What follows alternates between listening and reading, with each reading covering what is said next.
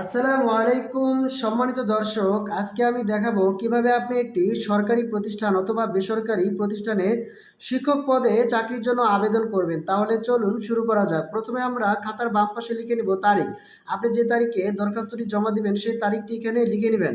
তারপরে আমরা বরাবর লিখব, তারপরে বরাবর নিচে সভাপতি লিখব। তারপরে আমরা এখানে লিখব পরিচালনা কমিটি। তারপরে আপনি যে প্রতিষ্ঠানে চাকরি নেবেন সেই প্রতিষ্ঠানের নামটি এখানে লিখে দিবেন। আইডিয়াল প্রাথমিক বিদ্যালয় টাঙ্গাইল, আমি যেমন উদাহরণ একটি নাম দিয়েছি। তারপরে বিষয় সহকারী শিক্ষক পদে চাকরির জন্য আবেদন।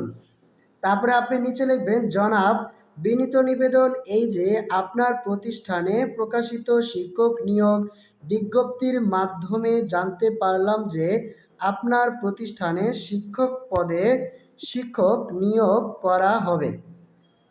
উক্ত পদের জন্য আমি একজন আগ্রহী প্রার্থী হিসেবে আবেদন করছি। আমি একজন সৎ, পরিশ্রমী ও দায়িত্বশীল ব্যক্তি। শিক্ষাদানের প্রতি আমার গভীর আগ্রহ রয়েছে। আমার শিক্ষাগত যোগ্যতা, দক্ষতা ও অভিজ্ঞতা অনুযায়ী আমি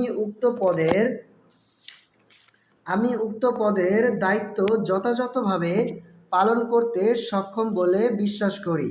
সুযোগ পেলে আমি প্রতিষ্ঠানের নিয়ম কানুন মেনে নিয়ে নিষ্ঠা, আন্তরিকতা ও সততার সঙ্গে দায়িত্ব পালন করার সর্বোচ্চ চেষ্টা করব। তারপরে আপনি স্পেস দিয়ে ২-৩ লাইনের একটি স্পেস দিয়ে লিখবেন, অতএব মহোদয়ের নিকট আমার আবেদনটি সদয় বিবেচনা করে আমাকে সহকারী শিক্ষক পদে নিয়োগ প্রদানের সুযোগ দেওয়ার জন্য বিনীত অনুরোধ করছি। তারপরে এখানে লিখবেন বিনীত নিবেদক।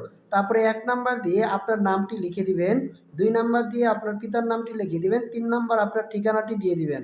তারপরে ৪ নাম্বার দিয়ে মোবাইল নাম্বার দিয়ে দিবেন, ৫ নম্বর জন্ম তারিখ এখানে বসিয়ে দেবেন, আপনার জন্ম নিবন্ধন কার্ডে যে তারিখটি রয়েছে। তারপরে ধর্ম ইসলাম হয়ে থাকলে ইসলাম, অথবা অন্যান্য ধর্মের হয়ে থাকলে অন্যান্য ধর্ম। তারপরে জাতীয়তা বাংলাদেশি হয়ে থাকলে বাংলাদেশি, আর অন্যান্য দেশের হয়ে থাকলে অন্যান্য দেশ।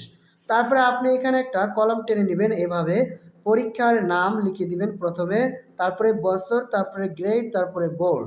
এখানে যেমন আমি দিয়েছি এসএসসি, আমি কত সালে দিয়েছি বছর, এই বছরটা যেমন 2010 সাল, 12 সাল, এখানে আমরা এটা বসিয়ে দেব। তারপরে গ্রেড, আপনার এসএসসিতে রেজাল্ট কী ছিল সেটা এখানে বসিয়ে দিবেন। তারপরে বোর্ড, কোন বোর্ড, ঢাকা বোর্ড অথবা আরও অন্যান্য বোর্ড রয়েছে, যে বোর্ডে দিয়ে থাকেন সেই বোর্ডের নামটি এখানে লিখে দেবেন। তারপরে এইচএসসি আমরা কত সালে দিয়েছি এখানে বছরটা দিয়ে দিব। তারপরে গ্রেড আমরা দিয়ে দিব, রেজাল্টটি দিয়ে দিব, এখানে বোর্ডটা দিয়ে দিব।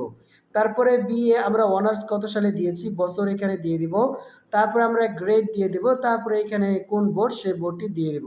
দর্শক, আজকে আমাদের এই শিক্ষক পদে চাকরি আবেদন পর্যন্ত ভিডিও ছিল। আপনাদের সাথে দেখা হবে অন্য কোনো ভিডিওতে, সে পর্যন্ত ভালো থাকবেন।